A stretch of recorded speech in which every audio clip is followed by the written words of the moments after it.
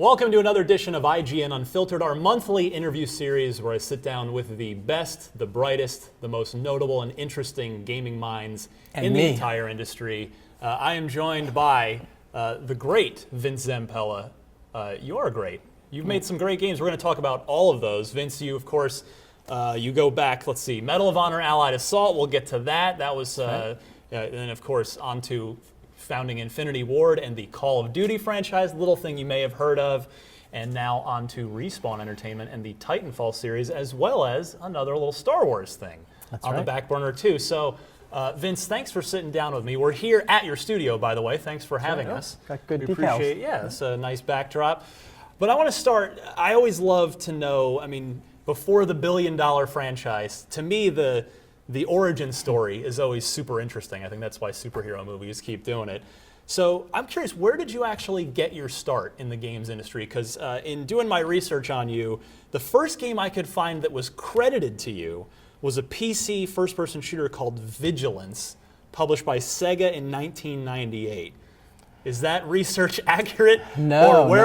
Okay, then where does the Vince Zampella story begin in the industry? All right, so let's see. My first job in the industry was GameTek in South Florida. They were in North Miami. Didn't they make like the Jeopardy video game and Wheel of Fortune video game and stuff? Jeopardy, Wheel of Fortune, Family Feud, among others. You know, we had Brutal, Paws of Fury, and I can't even remember some of the games. It's such a long time ago now. And what was your role in those early projects? I was producer / customer service / test. It was kind of like everything. Whatever needs to be done, you do it. Did you always want to work in games? Because you went to art school, is that correct? I didn't, no. You didn't? See, no. I'm off to a terrible start. I think I never realized it was a job. You know, I've always been a gamer. I've always played, RPGs, pen and paper RPGs, board games, video games. It never occurred to me that that's something that people will pay you to do. Yeah. So the opportunity came up to work at GameTek, and I immediately switched into it and was like, well, yeah. Did you game as a kid on either NES, Atari, one of those? Yeah, Atari. I had Atari 2600 all the way. I had a Pong system actually before that at some point, and then I had the Atari 2600. I had a Commodore 64. I had, what other systems did I have? PCs, of course, at some point. And any childhood favorite games? Any ones that stand out from your youth? Donkey Kong is, for whatever reason, and it stood out to me as a game that I just loved. I would spend hours at the arcade playing Donkey Kong. Yeah. Well, it's hard to argue. It's a classic. It's a classic. It's a wonderful game. So then, big step up from GameTek. We fast forward. You joined 2015 Inc. as development director on. Well, there were some steps in between there. Okay. So I went from GameTek to Atari, actually. Atari. Yeah, I worked at Atari for a while, working on some of their Jaguar NPC games. Jaguar. I had a Jaguar. Yeah. I had Aliens vs. Predator is my only positive memory of that system. So. I worked on NBA Jam. Really? For Jaguar and Supercross 3D. I worked on Jaguar CD games too, and there was I think they only manufactured 5,000 of the CD units. So I have one at home. I should bring it in. Yeah, that'd be cool to see. Yeah. So you don't get to. They're pretty few and far between at this point. So then on to 2015, or got a couple more stops? Got a couple more stops in between there. I went to Panasonic. After that. Boy, you know how to find the sort of obscure players in that early portion of your career. Yeah, I guess so. That was Panasonic Interactive Media was the division, and they did. They were at that point when I joined. They were ramping down the 3DO, so they still had some 3DO games in production. Some I had to finish, some I had to kill. And then they were making the transition try to be multi-platform. Right. Yeah. The notoriously expensive 3DO console back then. It's another one for the archives. If you've got one of those sitting around, that's a good one to hang on to. I might actually. I need to look. I need to open up the boxes in my garage that have been sitting dormant. So then I went to Sega. Okay. And Vigilance. That's right. Vigilance was at Sega. This was Sega Soft. Yeah. So moving up the ranks a little bit, just we did a game some called experience under your belt. Yeah, it was worked with a guy named Larry Pacey, who I partnered with now on the mobile stuff. He and I worked there together, and he and I knew each other from growing up. We gamed together for a long time. Worked on a game called 10-6, which was the million-player game. We never hit a million, though. Vigilance, and then there was a game called Skies. Okay. And Skies never ended up shipping because it was a massive multiplayer, and the budget went out of control, and that's when Sega was cutting some costs. Right. So, then I went to 2015. Okay, and that's where the modern Vince Zampella story begins, I think it's fair to say, because that is where you were working on, of course, you led the team on Medal of Honor Allied Assault, which really was the first significant sort of history-based first-person shooter, I think it's fair to say. Maybe. Or at least kicked off, if it wasn't the first, it sort of really got things going. It was definitely one of the more popular, yeah. So there was a rumor on that like Spielberg approached you guys to do it? Well, so how it happened was Spielberg owned Amblin, DreamWorks Interactive. Yeah. That was purchased by EA at some point. I'm not sure what the timing was there. So EA was working on Medal of Honor for the PlayStation. Mm-hmm. They were going to do a PlayStation 2 version. They approached us to do a port of the PlayStation 2 version to PC. Right. We said, how about we just make a wholly unique game, because we can do something better. Yeah, a PS2 to PC port probably wouldn't have gone over super well at that point with where the first-person shooter genre was, I imagine. Right. So you say, and you got them to, because that's probably going to cost a lot more money than just a port job, right? So you guys got them to say yes to that. It would cost more, but not, at that point we were a small team. We were only, let's finish that game with around 22, 23 people, I think. Wow. So, we were a very small, hard-working team. So my research has been awful so far. I'm already. I like this though, that the internet doesn't have me pinned. I'm human. It's fine. Is 2015 where you met your future longtime collaborator Jason West? No, actually, when we were working on that game Skies at Sega, we partnered with Paradigm Entertainment down in Dallas, Texas. Jason worked there. Okay, gotcha. Did you guys hit it off right away? No. No, there was actually some friction. I was the publisher, they were the developer, so there's always that, that overlord friendly fiction, we'll call it, But I appreciated what he did. Yeah. So I think it worked on some level. And then when I moved to 2015, I called him up to try to get him to come out and work with us. And then we'll get to that's sort of led to Call of Duty, and we'll get to that. But Jason now he's sort of he was at Respawn. He founded Respawn with you, and then right. Sort of seemingly walked away, and hasn't been heard from since. And do you guys still talk at all? We don't. No, I'm sorry to hear that. It's too bad. It's unfortunate. Well, you soldier on here at Respawn. So actually, let me stop for a second. When Jason sort of walked away, you guys had the big lawsuit with Activision, and it did get settled, and we're going to get to all of this more later. But sounds like fun. Oh, it'll be a blast. But were you tempted to walk away too? Terms of your settlement were never disclosed, and I could only find various conflicting reports. But it's a multi-billion-dollar franchise, and were you tempted to kind of, after everything that happened with Call of Duty, to just say, you know what, maybe Jason's onto something. Maybe I just want to retire now too. No, I've never really seriously considered retiring, just because it's what I do. This is what I know. It's what I love. I'm happy doing this. I think I'd be bored.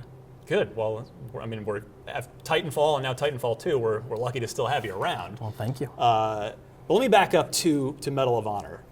It kind of came out of nowhere as far as people weren't expecting it to be the incredible shooter that it ended up being. I think it had some expectations, but it obviously exceeded those.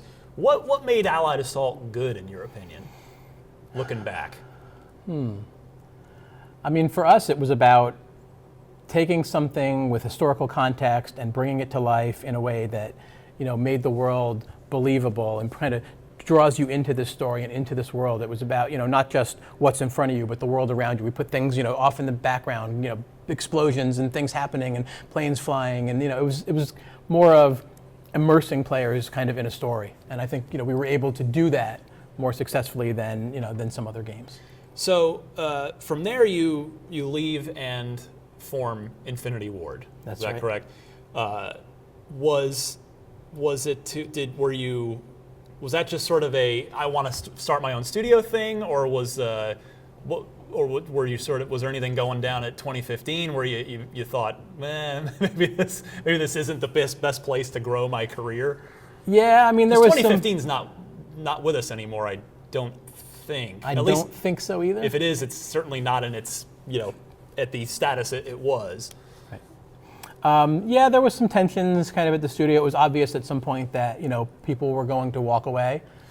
And we decided to all walk away together because, we had a good cohesive team. Yeah. And it just felt right for us to work together again. And thus enters Infinity Ward. That's right. Can you tell me where Call of Duty came from? Based on what you just said, was it an FU to Medal of Honor, or is there is that good of a story in it, or a little bit? I mean, so originally when we formed Infinity Ward, we were working with EA. We had a deal to do the sequel to Medal of Honor. Allied Assault did so well that EA wanted to pull it in-house, so they tried to force us to come be part of EA. We didn't want to do that. They tried to strong-arm us a little bit. This sounds familiar. Sorry, continue. Once they tried to strong-arm us, we decided, we don't want to be part of EA. As a team, we decided, that wasn't what we set out to do.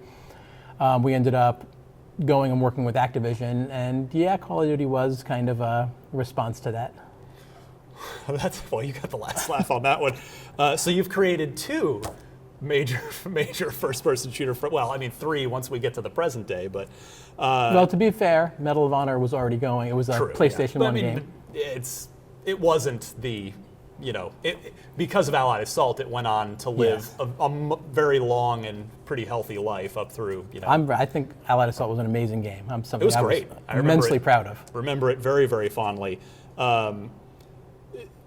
So, all right. So if there was a little bit of that, a little bit of the desire for revenge, shall we say? But the fact that it was another historically based first-person shooter. I mean, it's not a simulation, but it's based in history. Did you just think that with Allied Assault you were onto something with a shooter that's set in history, and that the sort of the marriage of those two things? Yeah, I think it. On one hand, it's just a great story. World War II is just clear lines of good and evil. Yeah. It's great stories. If you look at the outfits, especially of like the Nazi Party, like they have the amazing outfits. The scenery is fantastic. It's all over the world. It's there's such great stories that come out of World War II. There's just the subject matter is just so great to work with, and then you get the historicalness of it, where you can look at some of these stories and say this actually happened. And you get to play something that actually happened. Now, it's not exactly as it would have gone down. Sure. Like you said, it's not a simulation. It's meant to be authentic, not exactly realistic, not a simulation. But just to be able to go to these places that you've heard of, that you've seen movies about, and interact with it, it's such an amazing experience. So you guys, when Call of Duty, certainly it established once it got to Call of Duty 2 on the console and really sort of took off. You guys made 60 frames per second a sort of core design element from a technical perspective, because on the console side that just wasn't done. Halo was huge, Rainbow Six was thriving. Those were 30 frames per second, mostly presumably due to technical limitations on the consoles. But you guys really said, no, it's going to be 60 frames. What went into that decision? I'm curious. It's just kind of a mantra of the team that animation looks better, the gameplay's better, the controls are smoother. It's just the game feels so much better at 60. You do sacrifice a little bit on the visual side, but for what you get in terms of the game quality, it's worth it. Was it an easy decision for you and the team, or is it something that you guys agonized over for a while? No, you always question it when you look at, could we make something look better, or can we make it play better? You question it sometimes, but it wasn't agonizing, no. Now, the original game was big, but as I started to get into it, it really seemed to rocket upwards when it came to the Xbox 360 as a launch title for 360. Did you expect that sort of the stratosphere, the roller coaster ride to really take off? Then, I mean, the first game was very, very well received on PC, but boy, on 360, that's when it all seemed to really start to kick in. Yeah, I mean, you always hope for that level of success. You dream of it, but we had at one point like an 80% attach rate to the 360 at launch, which is it's just unbelievable. So, no, I don't think you're ever prepared for when it actually hits you. When so that's huge. It's a launch title, and then I think most people know, or at least most hardcore gamers know, is at that point Activision doubles down on the franchise. They have Treyarch doing the off-year games when you guys are in development. So there are 2 studios, and so your next game isn't Call of Duty 3, but Call of Duty 4, that's Modern Warfare, which that's when things, of course, really got nuts success-wise. Clearly there was another team in the mix there too, a team that came out, one of the Medal of Honor teams came out of EA and formed a studio to do a Call of Duty game. Did it? In between. Yeah, I think it was... Oh, the big red one? Was that? No, I think it was Finest Hour. Oh, yeah. Okay, yeah. So there've been a lot of Call of Duty games. There's been a lot of Call of Duty games. But, so when we get to Call of Duty 4, obviously the big change, bye-bye World War II, we're into Modern Warfare. Can you walk me through, do you remember a lot about that decision? Because I would have to imagine that was discussed a lot, because you've got a good thing going in World War II, especially even as Treyarch shipped their game. It's continuing in World War II. Leave it all behind, though. I think the discussion wasn't necessarily internally at Infinity Ward. We wanted to move on. We wanted to do something different. That was the 3rd World War II game we'd done in a row. We were ready to change it up and do something a little different. The discussion, became between us and Activision of, should we switch? Like you said, it's a good thing. Right. Do you want to change the formula? And we felt really strongly. So we just kind of had to soldier on and say, this is the game that we want to do. Did you get pushback from Activision? Yeah. Oh, yeah. I mean, clearly you won, but was it a hard-fought battle? Or, I mean, you'd think that they would trust you after you've created this big mega franchise, but I guess maybe that's publishers don't always see it like that you way. said, change is hard. It's risky. Yeah. And they they have stockholders that they have to report to, and they want to keep the formula going as consistently as possible. Do you ever, now, it's after, Modern Warfare is 9 years ago at this point when again, I mean, 1 was great, 2 was huge, and then 4 was stratospheric. Do you ever stop and just maybe driving to work, do you ever stop and think, I made $1 billion franchise? Like, is that ever a thought that just goes into your mind, or is it just either a part of your past or just too even surreal to process? No, it's such kind of a part of common culture nowadays that, like I'll just be watching TV or a movie or something like that, and they talk about Call of Duty like it's, like, oh, everybody knows Call of Duty. That's when it like hits you like, wow, to be part of something that is just, so well known and so out there in the world is just, it's a little unnerving, Were you, it was really, I mean, the single player, the campaign was great. There were so many just big moments in it.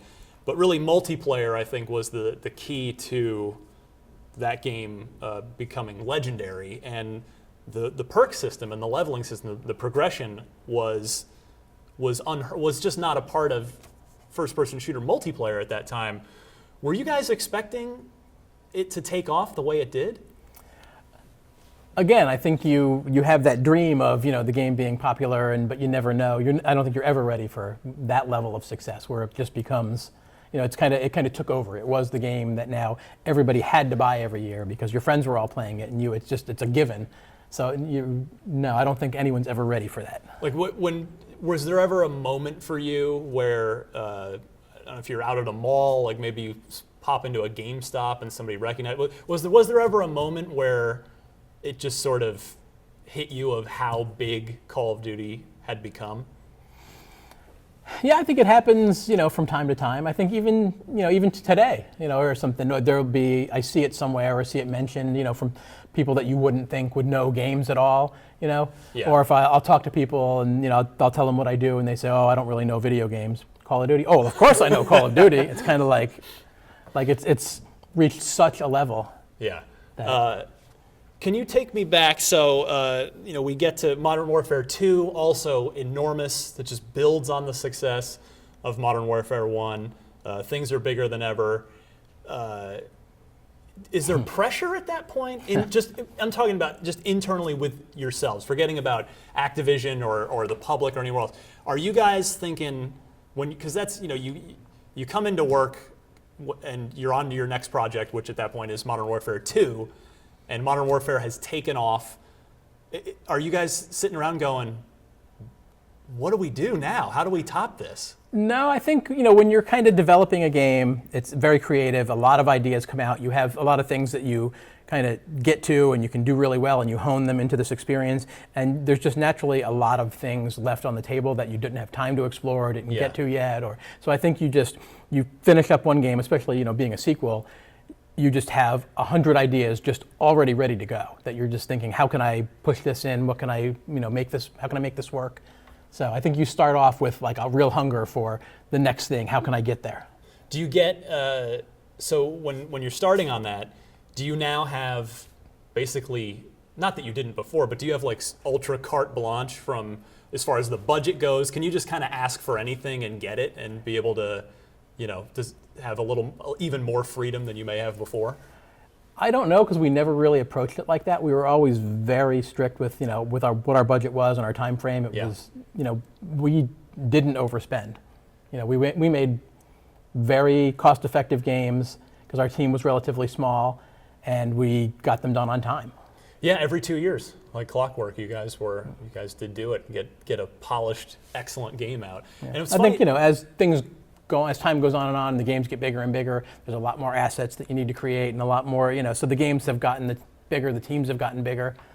A thing that I always kind of cracked up at looking at the fine print on your Call of Duty games is up until your last one, up through Modern Warfare 2, it was actually based on the Quake 3 engine, right? I mean, I'm sure you guys had pretty much gutted everything, but the whole thing started as a licensed Quake 3 engine game? That's right. Even Modern Warfare 2 shipped with some of that in there. What, I guess was kind of the id Software Tech the obvious choice back then? I guess it was sort of, did you consider Unreal or any of the other ones when you're building Call of Duty? I think a lot of our guys came from a Quake modding background, and we had worked with that engine in the past, so it made sense for us to go with it. It was, a good engine to modify. It was fast. It was, it just felt good. Was John Carmack lining his pockets every time you guys shipped a $1 billion Call of Duty game, just with his his little piece? We had a pretty good deal. At some point, we just bought the engine out. Yeah. And they made some money, as they should. Sure. It was a fantastic tech, and it helped us get the game done. Makes sense. So then at Modern Warfare 2, then of course we get to the very newsworthy event that you found yourself wrapped up in, and that was your last day at Infinity Ward. Can you take me back to your last day and tell me a little bit about it? I mean, was it expected? Was it I don't know, I just want to kind of turn the floor over to you and see if, it's been a while. I'm wondering, because I think I'm certainly curious what that was like to go through for you. Yeah, that was a while ago now, 6-7 years, right? Expected, yes and no, I guess. You kind of, in the back of your head, things aren't going well. Yeah. But it's always a bit of a surprise when it comes to that level, So. The reports were that you were ushered out of the building. Out of Activision. We actually went down to Activision headquarters to meet with them. And then we were ushered out of there. And we were not allowed to go back to Infinity Ward. Wow. So, were you expecting it? Like I said, it was, it's possible, but it's still unbelievable when it actually happens. It's still kind of, stunning. When, in the aftermath of that, did a lot of developer friends reach out to you with support, or is it kind of, Vince is a little radioactive right now, maybe I should stay away? No, there was a lot of support. Yeah, there was a lot of people that were, I think some people just wanted to find out what happened and see if it was true, and some people were, being thoughtful and offering support as well. I would actually expect, did a lot of publishers pick up the phone and call you? I'm thinking, hey, if Vince Zampella and potentially his crew at Infinity Ward are free agents, these guys just have created $1 billion franchise, I should sign these guys up. I mean, is your phone ringing off the hook? Yeah, we received quite a lot of calls. So that was very, very happy to see that. Does it even make you feel better at that point, or is it just... It does, yeah, absolutely. It does, good. Yeah. Because I would think, I talked to Marty O'Donnell on this show about his, he was embroiled in a lawsuit with his very long-time employer at Bungie, and he talked about the sort of stress of that. Yeah. How did you deal with what was it stressful for you, or did you kind of just, do the lawyers deal with the stress, or how was that situation for you personally? Yeah, of course it's stressful. You lose your job, control over kind of what you've been doing. It's, in this case, a job is most of your life. You put so much into it. So, yeah, it's definitely devastating. Are you? Is there a lot of anger? Do you go see a therapist? Do you just get out of town for a while? Like I don't mean to. I'm not trying to pry or be invasive. Please. It's such a. It's almost just out of a movie or out of a soap opera that I'm kind of curious, like how, I've known you for a long time, since obviously well before all that happened, and I'm just kind of curious, like how you sort of deal with that personally. Yeah, I think, well, what ended up happening was, we immediately went into, talking to the lawyers, and we filed the lawsuit a few days later, and then we started talking to publishers, and Seamus was my agent at CAA at the time, and he was talking to all the publishers. Seamus Blackley, the creator of the original Xbox, right. Who went on to do a lot of things, including representing video game creators. So he was pushing to get things going. Like everything just went. I think I had a day off. Yeah. And then it went straight into filing a lawsuit, getting a new company going, talking to publishers, having all these meetings, flying around to talk to different people. So it was I had no time to really process. Wow. So you don't even kind of just go out of town, or there's no time for yourself to process this? Nope. It's just straight. I meant to take a break at some point, and I think I will. I haven't yet, but I think I will maybe after we ship Titanfall 2. Do you, would you have any advice for yourself? Like if you could go back in time now, would you have any advice for yourself on managing it, or do you feel like you kind of got through it okay? I think I got through it okay. Sometimes a break sounds nice, but other times maybe that's, what are you just going to sit around and be miserable and right. worry about what's going to happen? Right. Or you can just get up and make things happen. Which you did. You started Respawn pretty quickly, but how did your family react? I promise I'll move on from on to happier times, but do you come home and just have to explain the situation? I did. Especially I worried that my kids would hear it from other kids at school or something like that, because the news had kind of gotten around pretty quickly. Yeah. So I kind of just set them down and let them know what happened, and I think they were a little worried, what does this mean for us? And my answer was, don't worry, I'll take care of it. And it seemed to go all right. Good. So Respawn, 2010. A lot of the team came with you. A lot of them. There was it was, I don't know if the official numbers were released, but it was a substantial portion of them from everything I could find. I recognized a lot of people that sent in resumes. It was happy times. Did that showing make you feel good? Did that Absolutely. that showing of loyalty? Absolutely. How do you? Yeah, I don't know how you even process that. It's we opened up the company. It was just Jason and I. We started the company. We didn't know what the reaction would be. Some of it's based on probably how well Activision was treating the people and what they were doing to try to lock them down. And you never know what's going to happen. And for us to get that much interest was, it floored me.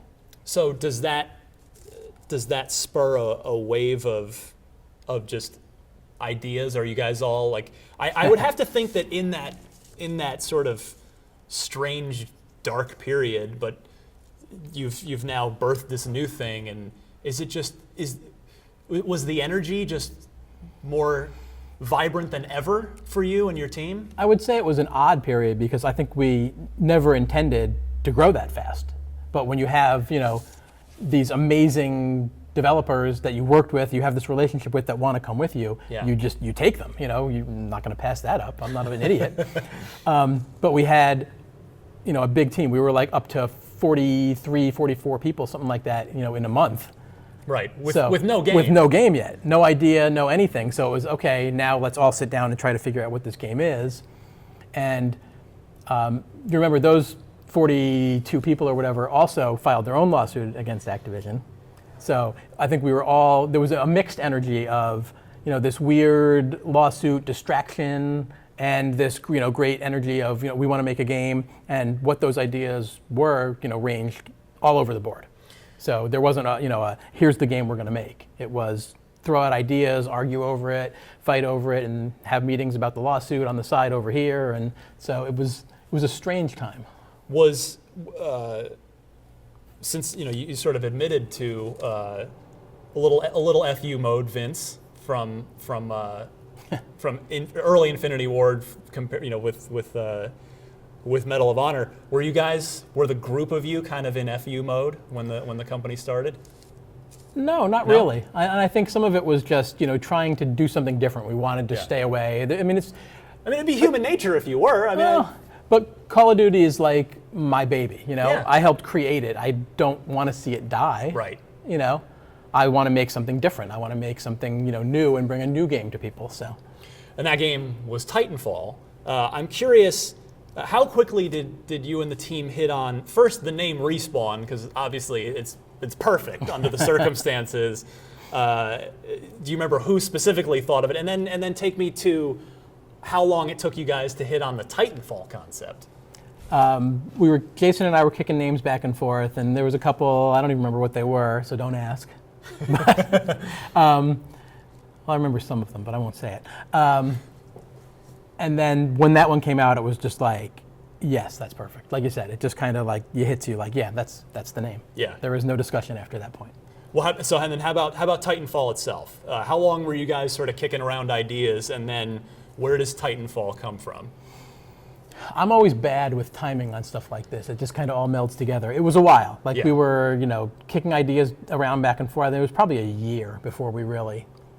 So a year of, you've got 40-something people and no game for a year. Well, we have games, we have things we're trying, we have prototypes and different things, and before we settled on what the core of the game was, though, yeah. Interesting. So let's talk about Titanfall, and that's because making a new IP, especially these days, is extremely hard. I mean, as you know better than anybody, that game budgets are bigger than ever, and it's people.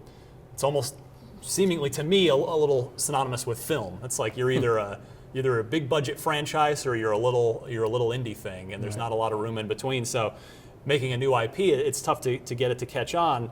But you guys did it, and we were very successful. How do you feel about Titanfall 1 in hindsight now, as we're recording here on the eve of Titanfall 2's release? I love Titanfall 1. It's not a perfect game, but there's so much in it that we got to experiment with and kind of try new things. The decision to go multiplayer only was that was a tough one that we kind of did agonize over. I was going to ask you about that next, yeah. So that was, a decision that we made to try to take the story elements and put them in, kind of weave them into multiplayer, because it was something new. Right. It was that desire to really just express ourselves in a different way. So I think we did that successfully. It's still not a single player campaign. So it's great to be able to now bring a new single player campaign to the table. So right.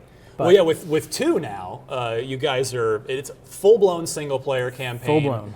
I think a lot of gamers especially maybe younger ones who maybe they do play Call of Duty every year, they don't realize that the core crew behind the Call of Duty, they love is actually your crew, and that is so. It's your team's first single player campaign in since Modern Warfare 2, yeah. 7 years. So what you guys seem to have this, whatever the secret sauce is to making a good single player or first person shooter campaign.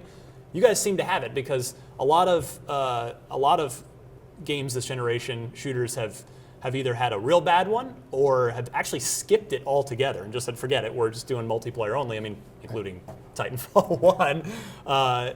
So what is your secret? What is the secret to making a good I don't know that there is a secret. Campaign? I think we're a passionate team, and when we have the time to find the right idea and iterate on it and experiment and try something new, and it just, it's talent, I guess, would be the only secret. The team here is amazing. I couldn't be more proud of what they've done. Let's try and dig into this a little. What was Modern Warfare's secret to its campaign being so good? I mean, I have my opinion on it, but what's your opinion? What do you think as the guy who made it? It's a mix. Like I said, it's the team putting the details into a story that we care about and we believe in, and I don't know. It's a passion. I think you have to have the passion for it, and this team does. So with Titanfall 2, I mean, a lot of people will probably watch this after they've already played it, so they'll at least have a basis for it. I haven't played it yet, so I'm coming at this blind a little bit. But we should fix that. Well, we are here, aren't we? Maybe we can. But it's really good.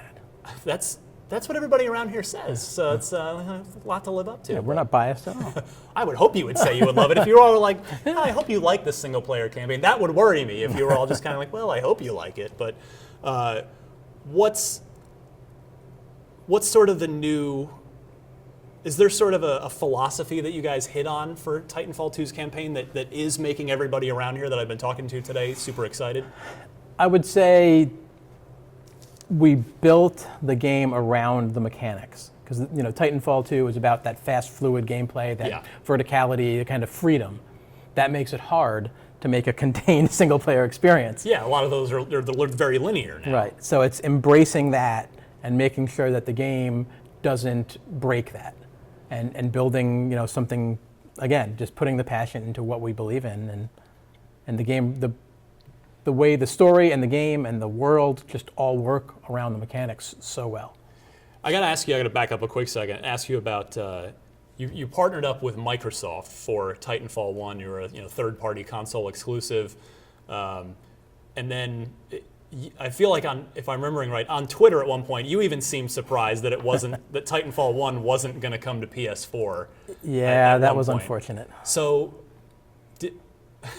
well, what happened there? Well, the intention was always, we're a small team. Yeah. Doing a new IP, like you said, platform. it's hard. Doing one platform for launch was always intended. Microsoft, fantastic partner for us.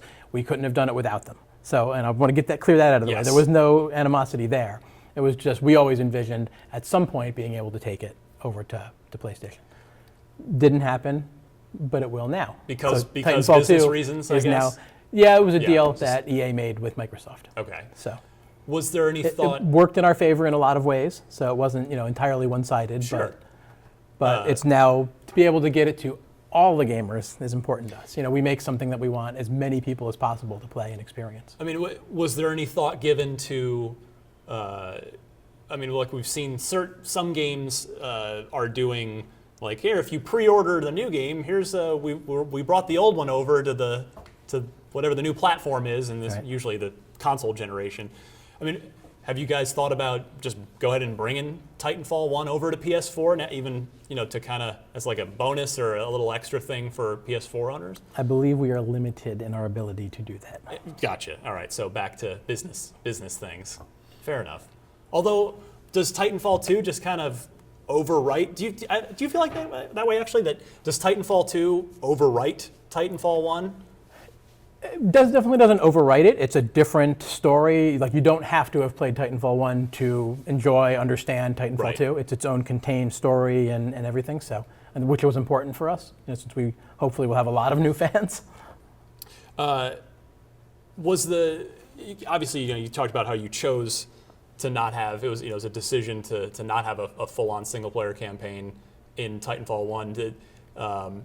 Do you regret that at all, or does it still feel like everything went the way you're happy with it going?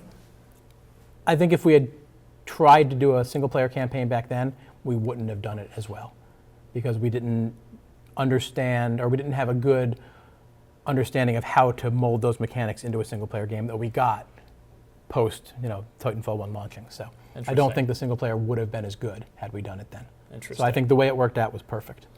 Let's see here. Do you see Titanfall as a trilogy, as a permanent thing that'll just go on forever? Do you see it as a TV series, as a feature film? What do you kind of hope and dream for it? I mean, we don't have necessarily a trilogy in mind. You always hope when you create something that it's embraced and that people will love it for generations to come. So I hope we do more of it. We probably plan to do more. We have the mobile games as well. Yep. So I would like to see the universe live on. I think it's very expandable. I think there's a lot we can do with it. There's a lot of great ideas floating around here that I would love to see come to life. Excellent. So we'll be here. We'll be ready for them. Couple more for you, and then I will let you go, I promise. Because I'm sure you want to actually go finish your video game, probably. That's they want you to finish it instead of talk to me. You guys are doing a third-person Star Wars game upstairs from where we're sitting, and that news was I think a little unexpected for most gamers, because obviously your crew's background is in neither Star Wars nor in third-person action games. So I'm kind of curious, who approached who? Did you obviously have a established business relationship with EA, and they have the Star Wars video game license. So did they bring that to you guys, or did you kind of go, hey, wait a minute, we know EA and they got the license, so let's hit them up? I was talking to the guys at Bad Robot when they were working on Force Awakens, and they were huge fans of Call of Duty and Allied Assault, and they were, just like pushing, like, you guys need to do a Star Wars game. And, I'm a huge Star Wars fan. I grew up with it. It's part of my DNA, I guess. I brought Stig over he worked at Sony on God of War. Mm-hmm. He's also a huge Star Wars fan. He and I talked about, wouldn't it be amazing if we could do this Star Wars game? We talked to EA about it. Initially, didn't look like it was going to happen. So we actually, moved on. We started creating an original IP with that team. And EA came back, not that long ago, I guess, a year ago or something, and said, wait a minute, maybe we do want you to do a Star Wars game. And we were able to work it out, and we couldn't be more excited. Yeah. So it's a great team. Is it? Are you directly involved in that one, or? Stig is the game director, and I'll help out any way I can. Is that sort of what you envision as the future of Respawn? Is multiple teams, multiple projects, and it doesn't always have to be you being super hands-on and nose to the grindstone all the time? Yeah, I think us having the ability for multiple teams, for people to maybe, hey, I've worked on 3 Titanfall games, I want to go over here and try something new. Yeah. Having an opportunity for people to try out new things, express themselves creatively in a different way, in a different type of game, like you said, third person versus first, on a different franchise, maybe grow themselves. If we don't have room for them to grow in their career, maybe they can on another team. So I think having multiple teams is really important for us as a studio as we kind of grow and try to embrace more gaming. I would have thought that the Bad Robot sort of endorsement would have carried a lot more weight with when you guys were initially trying to get that Star Wars deal done. Well, it worked out. But in it the worked end, out. So. Yes. Last question I have for you, Vince, and that's, as a guy who's built 3 large video game franchises and counting so far between Medal of Honor, Call of Duty, and Titanfall. What are your goals for the next 5 to 10 years of your career? Wow. I think it's just continue to build Respawn into a place where people can express themselves, do something they love and get rewarded well for it, and have growth, and have the studio just be an amazing place to work. Like I want the studio to be something that people are proud to come here every day to. Vince, thank you so much for inviting us down. It's a pleasure. It's pleasure. Always a pleasure to speak with you. And the game is out. Titanfall 2 may be out now, depending when you're watching this, but October 28th, October 28th. 2016 is the date. We look forward to playing the first single-player campaign from your crew in quite some time, and of course the evolution of Titanfall multiplayer. So Vince, thanks again, and for much more from the best, brightest, most interesting, fascinating folks in the video game industry, such as Vince Zampella, be sure to stay tuned each and every month for a new episode of IGN Unfiltered.